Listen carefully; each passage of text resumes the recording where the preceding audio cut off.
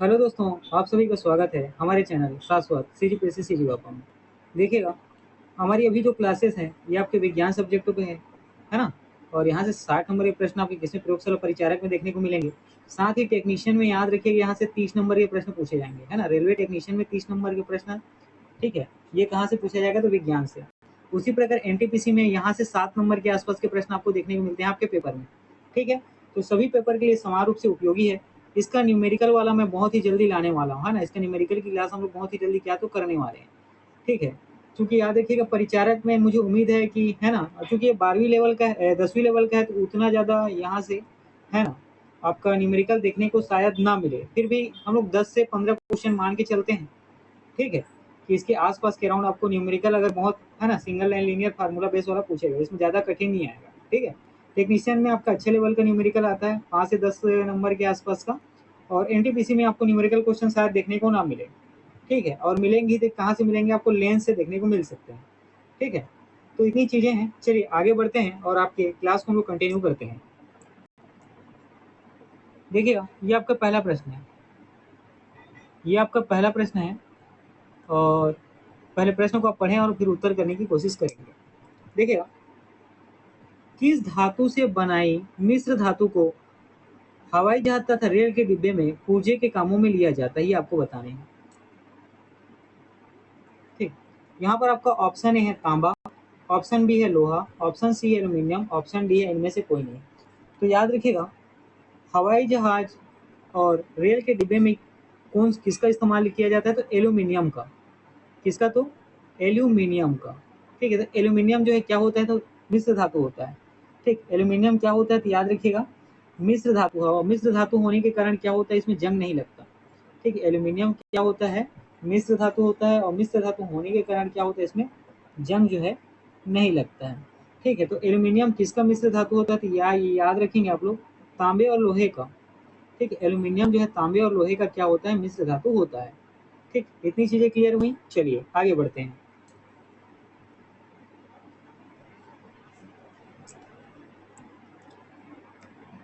देखिए, ये आपका अगला प्रश्न है।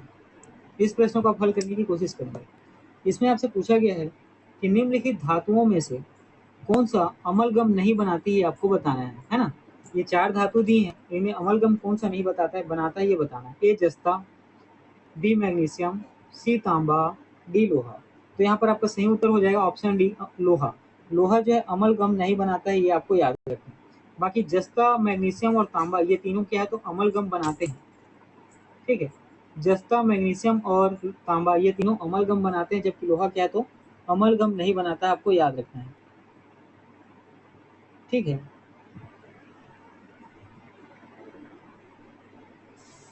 ठीक है, और अमलगम के बारे में याद रखिएगा, अमलगम में आपको पारा और अमलगम में आपको पारा और अन्य तत्वों का मिश्रण देखने को मिलता है, ठीक। पारा और अन्य तत्वों का क्या, तो मिश्रण देखने को मिलता है, ठीक है। मतलब देखिए, दोनों तत्व क्या आपस में मिल जाते हैं, उसी में क्या बनता है, अमलगम। अगर दोनों तत्व आपस में नहीं मिलते हैं तो उसमें अमलगम नहीं बनता है। बस ये चीजें आपको याद रखनी है, ठीक है। एक पारा धातु होता है, उसमें किसी दूसरे धातु को आप मिलाते हैं, दोनों क्या होता है, आपस में मिल जाता है, तो क्या बनता है, अमलगम बनता है। लेकिन जब दोनों धातु आपस में नहीं मिलते हैं तो अमलगम नहीं बनता है, ठीक। इतनी चीजें हुई। चलिए आगे बढ़ते हैं। देखिए, बहुत इंपॉर्टेंट प्रश्न है ये सीजीपीएससी और में पूछा, ये प्रश्न सीजीपीएफएम में पूछा गया है ना। याद रखिएगा, इंपॉर्टेंट पेपर प्रश्न है ये, और ये सीजीपीएफएम में आपका ये प्रश्न जो है पूछा गया है, ठीक है। तो जर्मन सिल्वर में चांदी का प्रतिशत बताना है, ठीक। जर्मन सिल्वर है, इसमें चांदी कितना प्रतिशत मिलाया गया है, ये आपको बताना है। ए 1%, बी 0%, सी 5%, डी इनमें से कोई नहीं। तो जर्मन सिल्वर में चांदी याद रखिएगा कितना मिलाया गया है, तो ऑप्शन बी 0%। कितना, तो 0%, ठीक है। इतनी चीजें क्लियर हुई। चलिए आगे बढ़ते हैं। ये देखिए आपका अगला प्रश्न है, ये जो है आपका अगला प्रश्न है। और पहले प्रश्न को पढ़ते हैं, फिर उत्तर करने की कोशिश करेंगे। निम्नलिखित की उपस्थिति के कारण पीतल का रंग हवा में फीका पड़ जाता है। पीतल है, ठीक है, ये जो वायु के संपर्क में आता है तो क्या हो जाता है, इसका कलर जो है फीका पड़ जाता है ना। इसका कलर जो है कैसा, तो फीका पड़ जाता है। उसका कारण क्या है, A oxygen, B hydrogen sulphide, C carbon dioxide, D nitrogen. तो याद रखिएगा यहाँ पर जो इसका आपका सही उत्तर होगा, ठीक है, यहाँ पर जो आपका सही उत्तर हो जाएगा ये हो जाएगा आपका, एक मिनट,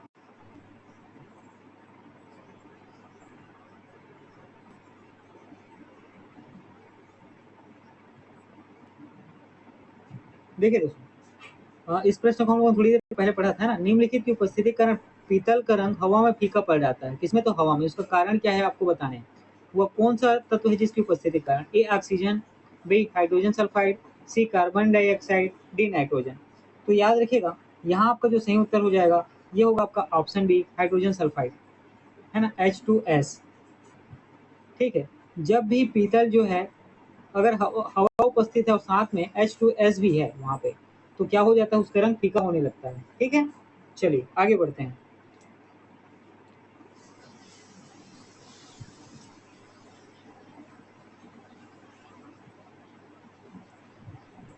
देखिए ये आपका अगला प्रश्न है। ये जो है आपका अगला प्रश्न है और इसमें आप देखिए आपसे पूछा गया है, मिश्र धातु में किस पदार्थ के संयोग से निष्कलंक इस्पात, जिसको क्या कहते हैं?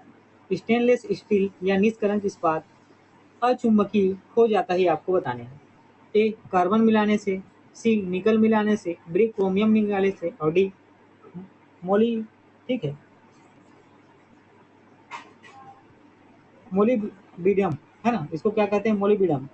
ठीक है, इस तत्व को मिलाने से। तो देखिएगा यहाँ आपका जो सही उत्तर होगा ऑप्शन सी, निकेल हो जाएगा। ठीक है, इसको एक्चुअल में है ना मोलिब्डियम यहाँ पे है, लेकिन इसको क्या कहते हैं? मालिब्डियम के नाम से भी जानते हैं। ठीक है, मालिब्डियम के नाम से भी जानते हैं।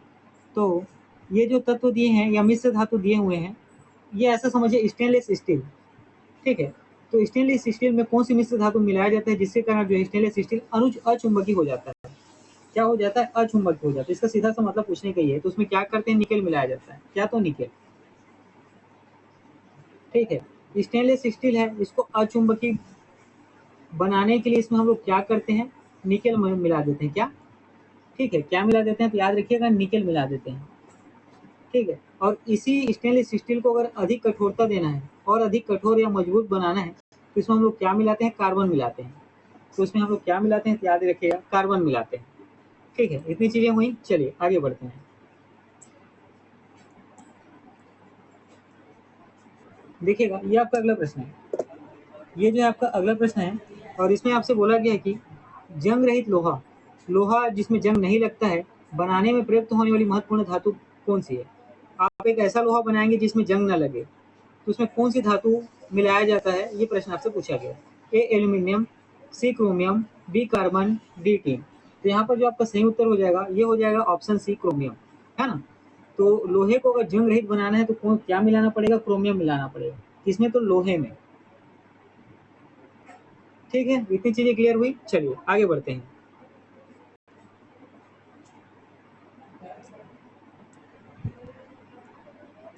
देखिएगा ये आपका अगला प्रश्न है।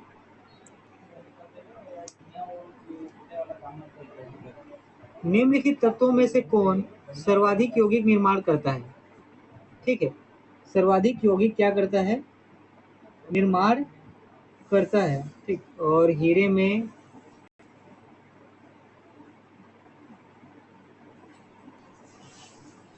एक मिनट दोस्तों, है मैं क्वेश्चन एक बार चेक करता हूँ। निम्नलिखित तत्वों में कौन सर्वाधिक यौगिक निर्माण करता है हीरे में? इसके बाद क्या पूछा गया है आगे?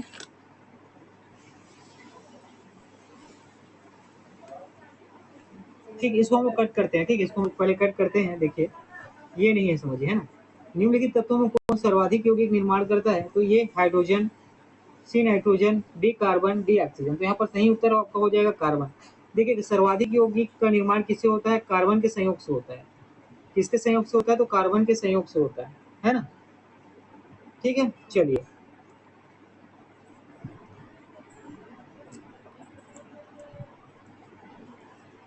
देखिए दोस्तों, ये आपका अगला प्रश्न है और इस प्रश्न में बेसिकली आपको क्या करना है?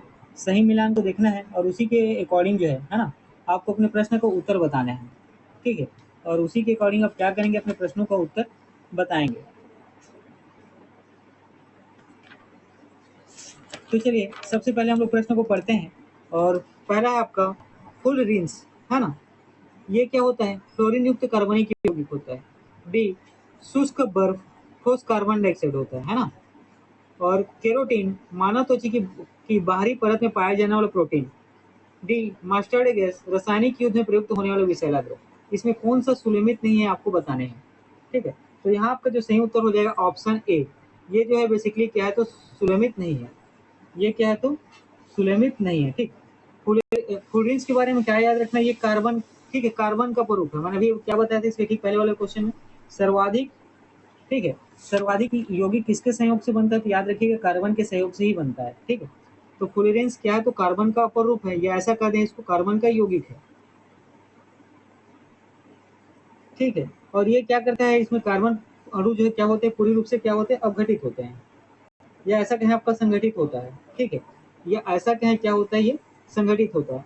तो फ्लोरीन युक्त कार्बनिक यौगिक है नहीं, ये कार्बनिक है ना, खाली कार्बनिक यौगिक होगा, या ऐसा कहें कार्बन क्या यौगिक होगा, किसका तो कार्बन का यौगिक होगा। शुष्क बर्फ जो है ठोस कार्बन डाइऑक्साइड होता है, एकदम सही बात है। केरोटीन जो है मानव त्वचा की बाहरी परत में पाया जाने वाला प्रोटीन है, एकदम सही है ना। और मास्टर्ड गैस जो है रासायनिक युद्ध में प्रयुक्त होने वाला विषैला द्रव है, एकदम सही है। सारी चीजें सही है। फ्लोरेंस के बाद याद रखिएगा कार्बन का पूर्व या कार्बन का यौगिक है ना। फ्लोरीन युक्त कार्बनिक यौगिक नहीं है वो। चलिए आगे बढ़ते हैं।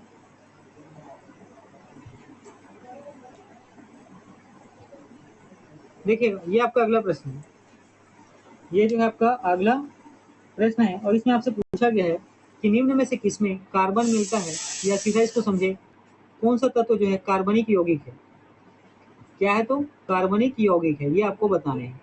तो ए लिग्नाइट, बी टीन, सी चांदी, डी लोहा। तो यहाँ पर आपका जो सही उत्तर हो जाएगा ऑप्शन ए लिग्नाइट, ठीक है। लिग्नाइट याद रखिए किसका प्रकार है तो कोयले का प्रकार है ना।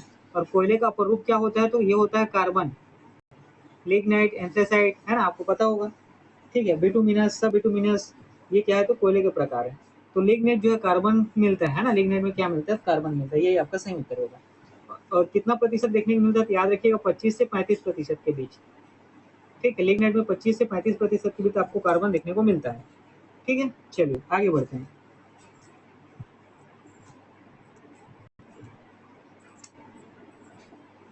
देखिएगा ये आपका अगला प्रश्न है, ये जो है आपका अगला प्रश्न है, और इसमें पूछा गया है आपसे कि निम्नलिखित में से कौन सा पदार्थ सर्वाधिक मजबूत होता है, ये आपको बताना है, ठीक। तो ए जर्मन सिल्वर, डी पीतल, सी स्टील, डी ग्रेफिन। तो याद रखिएगा यहाँ पर सही उत्तर हो जाएगा ग्रेफिन। ग्रेफिन इन सभी दियों में सर्वाधिक क्या है तो मजबूत होता है, ठीक है। ग्रेफिन जो है इन दिए हुए ऑप्शन में सर्वाधिक मजबूत होता है, ठीक है। चलिए आगे बढ़ते हैं। देखिएगा ये आपका अगला प्रश्न है, ये आपका क्या तो अगला प्रश्न है। इसमें आपसे पूछा गया है कि भारी मशीनों के उपयोग के लिए स्नेहक कौन सा इस्तेमाल किया जाता है। आप क्या करते हैं, भारी हैवी मशीन का प्रयोग करते हैं, ठीक है। और इसकी जो है कलपूजे क्या है ना। मान लीजिए कोई कलपूजे क्या करते हैं, गति करते हैं, जैसे बेल्ट हो गया, ठीक है। बेल्ट हो गया या किसी पार्ट्स को उसको क्या करना है, राउंड पूरी समय घुमाते रहना है, गतिमान रखना है, ठीक है। तो उसको क्या किया जाता है, घर्षण होता है, या कहा जाए आपका गर्म हो जाता है, जिसके कारण वो क्या होता है, अच्छे से काम नहीं करता, अपनी पूरी क्षमता के साथ काम नहीं करता। तो इसमें आप लोग क्या करते हैं, स्नेहक का इस्तेमाल करते हैं ताकि वो क्या करे, अच्छे से काम कर सके, ठीक है। तो भारी मशीनों में उपयोग के लिए स्नेहक का काम कौन करता है, ये आपको बताने हैं, ठीक है। तो याद रखिएगा ए बक्साइड, सी ग्रेफाइट, डी फास्फोरस, और डी सिलिकॉन आयल। तो यहाँ पर आपका सही उत्तर हो जाएगा ऑप्शन सी ग्रेफाइट, ठीक है। Option C graphite. तो याद रखिएगा ग्रेफाइट जो है कैसा होता है तो स्लेटी होता है, और स्लेटी के साथ किस प्रकार का होता है तो चिकना होता है ना। ग्रेफाइट जो है स्लेटी होता है, चिकना होता है। और ग्रेफाइट क्या होता है, कार्बन का स्वरूप है, आप लोगों को पता ही है। तो इसी का प्रयोग जो है भारी मशीनों में स्नेहक के रूप में किया जाता है, ठीक है। चलिए आगे बढ़ते हैं। देखिएगा ये आपका अगला प्रश्न है। तो भार के अनुसार पानी में हाइड्रोजन का प्रतिशत कितना होता है, ये आपको क्या करने हैं तो बताने हैं, है ना। भार के अनुसार H2 में हाइड्रोजन का प्रतिशत कितना होता है ये हमें बताने हैं। ए 44.45%, बी 5.55%, सी 88.89%, डी 11.11%। तो यहाँ आपका सही उत्तर हो जाएगा हाइड्रोजन का 11.11%, ठीक है। समझिएगा यहाँ पे H2O ये क्या है तो जल का आणविक सूत्र है ना। ये जल का क्या है तो आणविक सूत्र है। इसमें हाइड्रोजन का कितना होता है परमाणु भार 1, ठीक है। ये ऐसा क्या है परमाणु द्रव्यमान 1 होता है, तो ये 2 है तो 1 गुणित 2 हो गया। उसी प्रकार ऑक्सीजन कितना होता है तो 8, ऑक्सीजन का कितना होता है तो याद रखिएगा 8, ठीक है। तो इसको जब आप सोल्व करेंगे है ना तो ये कितना हो जाएगा 2H2O। इसको सोल्व करेंगे तो क्या हो जाएगा 2H2O, तो ये प्लस कर देंगे। और ऑक्सीजन का कितना होता है 8 होता है, 8 गुणित 2, तो ये 2 हो गया और 16, ये कितना हो जाएगा 18, ये कितना हो जाएगा 18। 18 में हाइड्रोजन कितना है 2, 18 में कुल कितना हो गया 18 हो गया, दोनों को जोड़ने के बाद हाइड्रोजन हो गया 2 गुणित 100। इसको आप सॉल्व करेंगे तो आपको 11.11% मिल जाएगा, ठीक है। इतनी चीजें क्लियर हुई, चलिए आगे बढ़ते हैं। देखिएगा आगे आपको प्रश्न पूछा गया है कि हाइड्रोजन को जलाने से क्या बनेगा, ये बताना है आपको, ठीक। हाइड्रोजन को जलाने से अब क्या बनेगा ये देखिए। अगर आप हाइड्रोजन जला रहे हैं और वायु वहां पे क्या है तो अनुपस्थित है, वायु वहां नहीं है,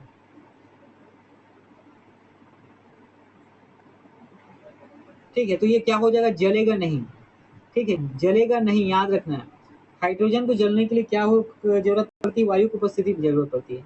तो हाइड्रोजन अगर ऑक्सीजन की उपस्थिति में जलता है, ठीक है, तो ये क्या बनाता है H2O, जल बनाता है। बस यही आपसे पूछा गया है ना, सिंपल सा है।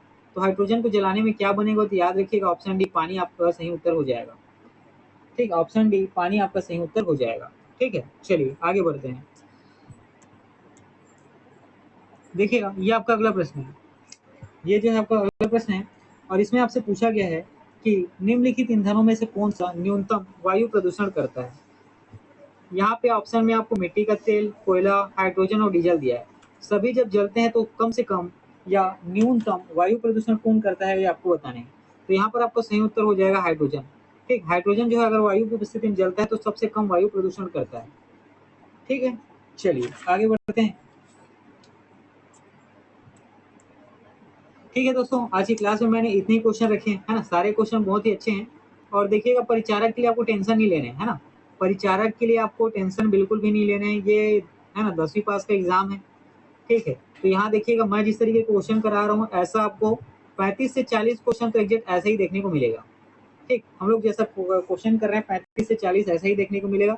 20 नंबर के क्वेश्चन में हो सकेगा तो 10 नंबर का आपको न्यूमेरिकल देखने को मिले और 10 नंबर का क्वेश्चन आपका है ना कोड के फॉर्म में देखने को मिल सकता है, थोड़ा मीडियम लेवल का, ठीक है, थोड़ा सा मीडियम लेवल का। इससे ज़्यादा करने की जरूरत मैथ से क्या बोलते हैं आपको साइंस में नहीं पड़ेगी, ठीक। इससे ज़्यादा करने की जरूरत आपको साइंस में नहीं पड़ेगी।